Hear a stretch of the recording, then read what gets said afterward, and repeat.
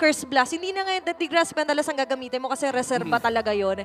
Eh sobrang ganda na agad ng pwede nyo mag-envision, especially onto the mid lane sa early phases. Oo, at early game, no, kung titignan natin yung composition ng dalawang ito, balagbagan agad sa gold lane yung pwede nating ma-expect. Maaga ang power spike ng isang Granger, pati na rin ang Hareth. At kung roam naman yung usapan, ay pwedeng pwede na lang talagang magsuntukan. Pwede talaga. Itong dalawang to, it's the Chip and of course the Cho. Ito yung pag nagkasalubong, imposibleng hindi magbirahan. Imposible talagang hindi sila magkabigayan if ever man.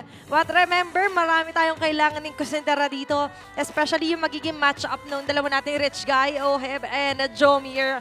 Onto gold lane, yung Harith and Granger Classic Oo. na magka-rival talaga. Classic na to eh. During M6, ito rin yung kadalasan na nagiging trade. It's either you get the Harith or the Granger. Kadalasan ay may Iritel din naman na dumadating. Doon umiikot ang meta ng gold lane ngayon. But as the mid lane matchup goes, mas nagpapabor ako dito sa Eve in terms of overall yung crowd control inside turtle fights. Pero yung overall na wave clear, yung utility ng Eternal Guard, yung versatility, Vexana is still one of the best mages ngayon in the current meta game. Kaya naman in terms of drafts sa dalawang coaches na to, parang nilabas na talaga nila yung mga alas nila para makakuha ng puntos sa huling serye ng Week 2. Tsaka we've mentioned parang pang-early talaga yung magiging bakbakan. Baka nga biglang kumonekta dito yung sinasabi natin na most of the time or kung hindi man most of the time, nakikita natin na sa ilang mga teams na umaabot ng Game 3, yung Game 3 pa yung pinaka magiging shortest time na makasasarado yung round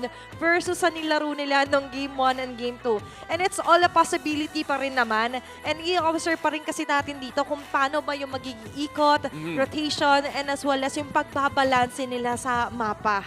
Magiging mahirap din talaga to, no, for both teams kung paano nila tatansyahin yung bago nilang mga heroes. Dahil kung 30 minutes ka naglalaro ng isang hero, parang magkakaroon ka ng muscle memory sa pilitan. Ganun ako yung kunwari nagbene ako ng 3 games straight. Pag naglaro ko ng focus ng support game, parang ang ine-expect ko, ang bilis ko pero hindi. Parang autopilot kumbaga. Oo. Pero hindi kasi pwede dapat mangyari yun. Kasi mape-predict na kung saan yung magiging play mo, di ba? Lalo na ngayon, Granger at saka Harith ulit yung magkatapat sa lane. Parang yung unang match nila, unang game nila, ganun din yung ginamit nila. So, kailangan may mag-iba ngayon sa rotation. Oo, eto na nga. Pa silang matututunan dito sa MPL habang nanonood. Ito naman sa likod. Champion din ba? Champion? Okay. Ayan ang champion din. Ayan ang champion din. Ayan ang pinaka-champion! Let's go! Welcome to game number 3. Ang pinakahuling laro ng Week 2 of MPL Philippines Season 15. Umabot na tayo sa pang-anim na laro sa dalawang seryeng napanood natin ngayong araw na to. At muli nating i-welcome ang dalawang upunan. It's TLPH versus Omega. Sino makakakuha ng isang puntos na kanina pa nila gustong-gustong makuha? Inaasam nila yun na nakikita naman natin. Eventually, sabi nga ni Chantel, isang panalo na talaga kailangan mo Tapos doon na pwede magsunod-sunod if ever man. Tsaka ito kailangan, napaka-crucial dito mga poke-up. Okay diba? Mainit yung mga players natin. Nagkakapokan agad kahit yung flicker na force agad na magamit. And next na kailangan ma-force magamit is gonna be the Purify from JP and even Oheb. Oo, at napakasakit at napaka-update talaga ng mga poke na nanggagaling sa dalawang teams na to. Kaya naman mukhang re-respetuin muna nila ang isa't isa at aantayin na lamang nila ang pinakaunang turtle bago sila magbigayan pa. Ang hinihintay ko dito, Chantel, is yung shortcut plays na gagawin ni JP kasi yun yung magpapasira talaga at magpapabilis ng tempo in this game. Kasi kapag pagka na-caught off guard, yung Omega magulat na sila may biglang play. Parang same concept kanina with the Lugi na game number 2. Ganun din para dito sa TLPH. Pero kinagandahan kasi kahit yung mga nasa malalayong lane, pwede silang humabol. So for Omega dito, as much as possible, gusto mong covered lahat ng mga malalapit doon sa portals para just in case they know kung saan yung possible play. At nakikita nga natin ngayon yung possible play. Medyo masakit talaga. Nagsabay agad din yung Curse Blast with the Deadly Grass dito for Okir. At saktong-sakto, no, napapagad ang Purify ni JP. Kamuntikan na siyang mabigyan doon pero buti na lang ay nakatakas siya. At sa simula ng pagong na ito, ang pinakaunang pagong, mukhang mauuna ang Omega pero si Sanford ay nasa likod. Okay na, ganda yung pagpasok din dito ng JP. Kaso nga lang, wala pang mga ultimate ng ating mga roamers. Andorio with the first turtle. Andun ng sabunot. Sanford will be the first blood. Gandang simula. Oh, napakagandang ano din dito, observation from Athena na hindi pa level 4 yung players ng ilan sa TLPH kaya hindi nagamit at na-maximize yung heroes na meron sila. But yep, mananasi pa. Ay, ang ganda ng sagot! Medyo nabitin na nga lang din doon na slide si Super Yoshi at nandito na nga lang din ang Ay! pagsika at gigel dito nila Sanji. Sakto, nasa loob sila na parisukat. Ngayon, medyo ilalabas sila doon ni Luis. JP tuloy-tuloy, wala pa rin siya ditong portal, wala pang pangtawag.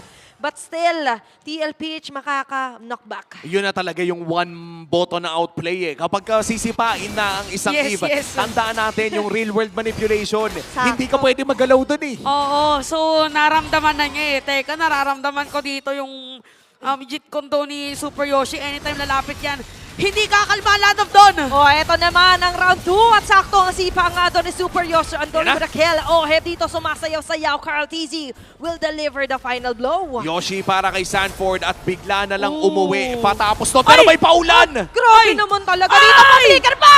Pinagsasalaw ang bala. Jome. Kakauwi mo pa lang. Kakauwi mo pa lang yung ulam mo. Baril! Oo, kasi late na umuwi. Late na Nakakatakot. umuwi si Oheb. Saan ka galing? Tapos, binaril-baril agad. And that solo kill, of course, is going to the hands of Jome. 1.4K na ang lead ng mga barangay at mukhang mahihirapan ng TLPH dito na pumanag ng maaga but they still have the tools na lumaban din naman.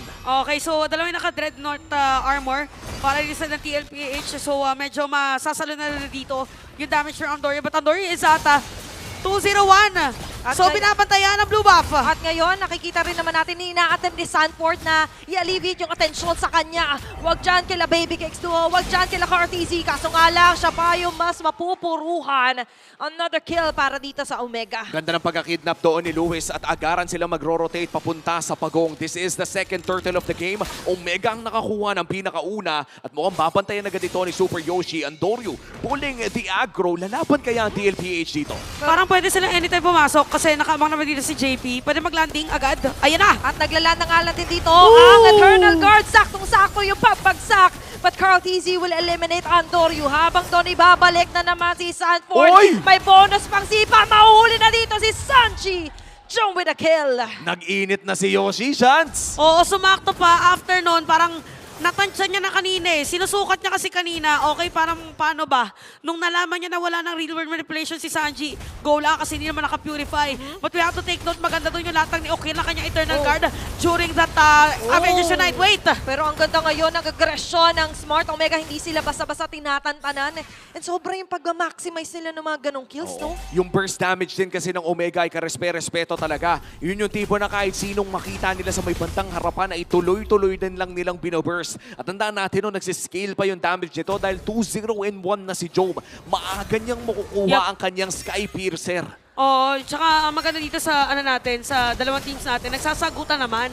So we can't really say that Smart Omega ang lamang, pero kasi pagdating dun sa initiation, ay sumushoot din para ma-execute nila ng tama yung play. Opo. 50 seconds bago lumabas ang pinakahuling pagong ng larong ito. Lamang Ayun ang na Omega. naman. Ay. Nararamdaman ni Carl na wala siyang espasyo sa sarili niyang jungle. May Ayun! papalagan dito na nga lang din ang box. Sakto yung real world manipulation. Kahit na naglatag na Eternal Guard dito, members sa Smart Omega, makakaisa, makakapitas pa rin sila Carl Wait lang! TZ. Pero babalik siya doon.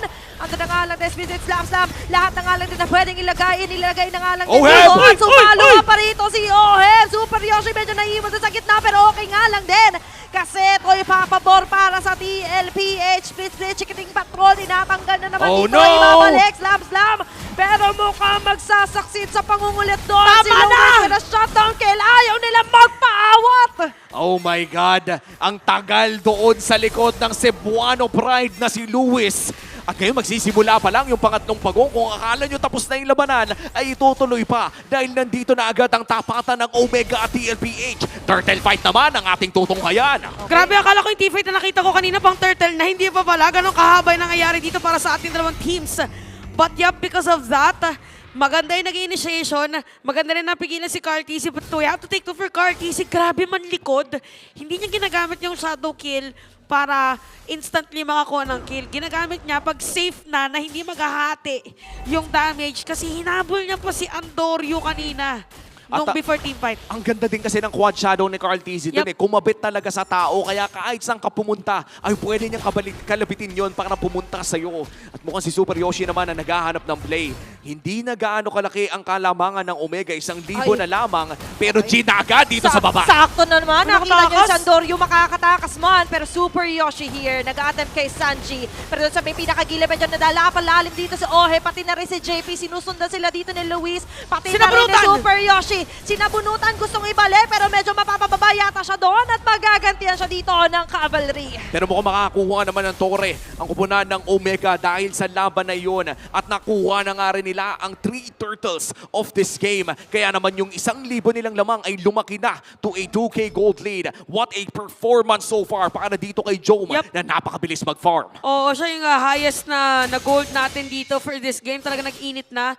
For sure, meron na nga Sky Piercer. So, Sky Piercer and even the Hunter Strike. So, including the stacks also. Medyo kailangan dito for TLPH if ever na mag-Avengers Unite ulit sila ay kailangan diretso against sa Jome. Kanina kasi nakatakas si Jome kasi merong flicker. Pero di ba pagkalabas ng portal, it was Oheb and another player from TLPH na siya yung target. Oo, at ang maganda naman kasi sa ginagawa ng TLPH is pagkalabas ni Oheb, may Zaman Force agad. Yes. Na agaran silang nakakalaban at nakakapalag. Think Omega is being forced to either go out o talagang papasok sila palabas ng Zaman Force duration na yon. And as the First Lord spawns, Omega pa rin naman ang may hawak ng kalamangan pero mauuna sa pwesto ang TLPH. Oo, pero may conceal play dito. Hindi sila basta-basta nagbubukod-bukod kasi alam nila na mas maganda yung strength nila in numbers. And same goes for TLPH naman na naghahanap naman sila continuously na iba pang window dito na opportunity. Sisimulan na nga ng barangay ang Lord na ito at sila ang may hawak. JP on an angle pero si Sanford ay nandyan din naman. Sanji, JP. available ang flicker plus JP na. real world. Boss, Uy, binakap. pero nandito na nga din yung nakap. Nandito yung shortcut. Darating dito sila. Oheb, napakaganda ng latag na doon ng Zaman Force. Nagpatalang si Carl dito sa pinakalikod. Ay, grabe naman din talaga yung nade-deliver na damage. Nagamit agad doon yung shadow kill. Andorio! May nakagilid naman na pumapalik si Andorio. Kaso nga lang nasakot na doon ng real war manipulation at sila yung mamanipulahin dito ng TLPH. At doon nakulong ang bangungot ng barangay. Oo, nagkaroon information dito yung barangay na nandun sa may top lane si Oheb. Pero given na magkakaroon nga ng portal from JP, grabe yung real world. Ay, di pa tapos. Mahirap talaga mag-explain pag ayaw ka pagsalitain. Ayaw talaga nilang tantanan, ayaw nilang magpaawat, pati na rin si Oheb dito sa pagsunod niya kay Okiri, pati si Carl TZ ngayon na sinasabot sa bunutan, ay susundan ng tatlo laban sa isa. Luis hindi na nga yata pa makakaligtas pa. Carl TZ with a killing spree. 4v5 scenario ang ating makikita ngayon pero 20 segundos lang naman ang death timer ni Lewis. Pwedeng patagalin ng Omega ang pagkuha ng Lord na ito pero mukhang reset muna para sa pares na kupunan at kukuha ng Bobs Chantel. Siguro naman, pwede na mag-explain ngayon. Pwede na mag-explain Pwede ngayon. na. Makakapagsalita na tayo. Pero yung i-explain ko kanina, napatungan na eh. Ay, Up. wait. Oh, patungan na naman. Andito na naman Sipa. Dinala sa ilalim ng Torre. JP is down. Oheb here with a Zaman Force. Gagante ng isa. Rome sa Roma magiging palitan. Pwede na natin ituloy ito, Chantel. Oo, pwede na rin sila mag-lord kung gusto nila. Si JP na naman yung nakuha. Oo. Jokes aside, for Omega dito medyo yung positioning nila dito is nape-predict even ni Sanji. Si Sanji walang real world manipulation para mag-dive in anytime si Andorio kasi para naka-reserve sa kanya yan. Okay, kalahati na yung buhay. Ito na. Pwede na. Okay, nandito na nga lang din. Mukhang okay na to. Ito ang magiging call ni Sanford. Pero Sanford? medyo nananakit siya nga doon sa mga pinabibigay. Under Soul Sever, under Eva Cooler. Ayun lang! Ay! Dito kay Andorio. Grabe naman yung mga pag-quad shadow in. At mukhang si Andorio ang pupuruhan nila doon. Diretso pa yata. Low HP para kay Carl TZ. Lord secured para dito sa TLPH. At mukhang si Super Yoshi ay hahanapin na lamang ang mga tira-tira. TLPH ngayon ang nakakalamang. Grabe maghayabusa si Carl TZ. Parang bigla ka na lang magugulat na ang sakit ng pitik ng damage dun sa kalaban. Kasi merong iba parang napapansin ng shadow kill. Hindi nila napapansin yung mga damage nung sabihin na natin mga normal hits. Pero dito gamit na gamit ni Carl TZ yung normal hit niya against the rest of the players of Omega. Oo, pati na rin yung reduced cooldown ng shuriken niya Yep. sa mga quad shadow na Endless yon ay battle. talagang pigang-piga para dito kay Carl TZ. Silipin natin ang in-game equipment hatid ng Infinix. Lamang ng 2,000 si Carl TZ against Andorio in this game. Pero in terms of gold lead ay 500 lang naman ang lamang ng TLPH overall. Oh, but because of the endless battle din dito, expect true damage. Kung kanina masakit, mas masakit ngayon. Probably against Luis din dito ay aaray na. Even against Super Yoshi. So meron Lord, by the way, for TLPH dito sa may bottom lane. Conceal. Play para dito kay JP pero mapepredict ito ng Smart Omega. Kung kanina papitik-pitik lang ngayon, pwede naman napak. At mukhang nandito pa rin naman ng mga starter, makakadepensa at makakapag-clear ang barangay. Grabe din kasi ang wave clear ng Omega. Yep. Meron kang Vexana, meron kang Granger, pero mukhang makakaisa pa ng turret dito sa may bandang mid lane. Ang tanong, itutuloy pa kaya nila ito para mapilit ang inhibitor? Sanford looking for that angle, pero tignan mo yung poke damage. Okay, grabe naman talaga. Yung pinagsabay dito na Zaman Force natin, Real War Manipulation, pero mas grabe dito yung magiging counterplay na Smart Omega. Burrado agad si OHEB. Si Sanford naman ang susundan dito nila Luis. Magsisi-atrasan ang cavalry, pero mukhang liliko. Si Luis, pwedeng subawo na to. Shadow ba? Pwedeng kumapit. Ito na nga yung sinasabi natin Walang dito. Hindi shadow. na natin siyang Ayan basta na. sa pinapalagpas pa. May quad shadow. Ginamit. Makakapagtakbo pa rin naman dito. Ay! Cavalry, pero doon sa may pinakalikod, babalik pa rin naman siya. Pero Wow! nakakataon na ito, hindi pa rin naman siya basta-basta mapapabagsak. Ang sakit na ng ulo ko. Grabe mga teknika. But yeah, cooldown yun. Definitely for Omega, hinabol nila si Carl TC kasi cooldown pa. Oo. Pero nakapag-cooldown na, kaya nagamit niya. Oh, kumbaga parang pag sa flip top, nakapag-cooldown na yung cooldown niya, kaya nag-cooldown yung cooldown Yes! niya. At sakto, Hindi na niya naiintindihan yun. sakto pa yung cooldown doon. Kailangan ko lang, gusto ko lang sabihin, time. Grabe yung ginawa ni Carl TZ. Nagawa niya yung isa sa mga combo na i-replay natin ngayon. I think this was Ayan also na. done Oo. by Sky King Kyrie sa isa sa mga RG. Grabe, Pero oh. ginawa ni Carl TZ sa MPL. Isa pa, Diba? Kala natin, yun na yun eh. bumalik. Tapos dahil sa cooldown reduction na na-build niya sa kanya, meron na agad quad shadow Uy! palabas. Grabe naman talaga. Anong nangyari? Hindi niya na kinailangan umuwi doon eh. Carl TC natagpo ang ninja. Oh. Malay mo magkaroon ng mga additional na ninja themed skins. But right now, for Carl TZ, anong lock daliri? Walang lock Wala. sa Young Goat. Dahil nandito na ang Lord at mukhang sisimulan ito Uy, na-face ng check. Omega. Okay, nakita doon si JP. So, predicted agad dito na Smart Omega yung pwedeng maging entry point sana doon ng TLPH. Nag-aabang-abang. Ready na rin dito sila Oy. If ever man, pwedeng lumatag agad dito na Mazaman Force again with the Real War Manipulation. At Sakit ng kakasabi ko damage. pa nga lang din naman, andito na nga ang mga pagpatak-patak. Nangangaray na agad dito si Ayun, Luis. At yung Lord ay masesecure pa rin dito ng Yoshi! Young Goat. Ay, Si Dr. pinigilan! Yoshi, high risk, high reward, pero high risk, high blood yung nangyayari doon. Medyo siya pa yung napuruhan, hindi pala medyo sobrang napuruhan sila doon. Double kill for OHEB. Kamuntikan na makakuha si Yoshi pero biglang nanginig pagdating dun sa sipa ng Jeet Kune Do. Crucial din yung naging real world manipulation from Sanji na slow down si Andorio. Merong poke from OHEB. More than kalahati naging damage against Andorio kaya hindi na napilit na mag-dive in doon sa may bandang Lord. Napakagandang Lord dance for TLPH. Oo, mukhang papasok si Sanford. Bagyang mababawasan ang kanyang buhay pero yung Lord ay nasa may bandang ibaba. Agarang mawawala ang mid lane inhibitor turret para sa Barangay Omega. Pero nakita na natin to kanina. Ang pagpupush ng TLPH, ang wave clear ng Omega. Carl TZ mukhang kailangan muna mag-heal. Kompleto na rin naman dito ang mga kabarangay para dumepensa. May wave clear sapat para matunaw itong Lord na dala-dala ng TLPH. Nag-aantay tayo kung may next move dito ang TLPH pero mukhang disiplina Aray. muna ang kanilang ipapakita. Sakit na mga poke na dito ni Sanji. Nangangalahati agad yung buhay dito kaya pala tina-target din talaga nila. Kaso kasi twice pala nagiging successful yung attempt. Ayan, So, ayan na. Kakalatag na nga lang din na Real War Manipulation. Halos mabura agad ang buhay dito nila Super Yoshi. Kasabay nito ang pag-clear off ng last inhibitor turret ng Barangay. Yung pala yung angle, no? If you're trying to push the top lane, dinikit niya talaga yung buong katawan ni Eve around that wall. Pero Yoshi, Ay, Super Yoshi! Hindi yata yun yung dapat mapasukan iskinita. Nilatag at Eternal Guard. Maganda sana yung mga Luis? tatamaan. Kaso nga lang si Luis na nga matitira dito. Paapat na miyembro ng cavalry ang kanya makakasalubong. Sanji, Abate, grabe naman yung mga Void Crystal, Void Blast. Lahat ng alam din na pwede ibitaw para pauwiin. may tapa. Sinushu away niya dito ang Smart Omega. May minion wave dito sa may bandang taas. Dala-dala dito na TLP. Maki-clear off man na agad dito na Smart Omega. Pero may susunod pa. Grabe. Oh, 10 segundo para kay Super Yoshi, 15 naman para kay Luis. May minion wave pero mukhang makiklear naman nila agad to. Carl sa likod! Ay! Pumasok na agad siya dito at mukhang ito na nga ang magiging call ang pag-abante at tuloy Napisuhan man ang Cavalry. Tuloy pa rin ang win streak for TLPH as they take down Omega. 7-0 in match record. Season 15 is the season of the Cavalry. Napakagandang performance for TLPH. Everyone talaga ay nag-stand out at nag-step up, lalo na dun sa Team 5.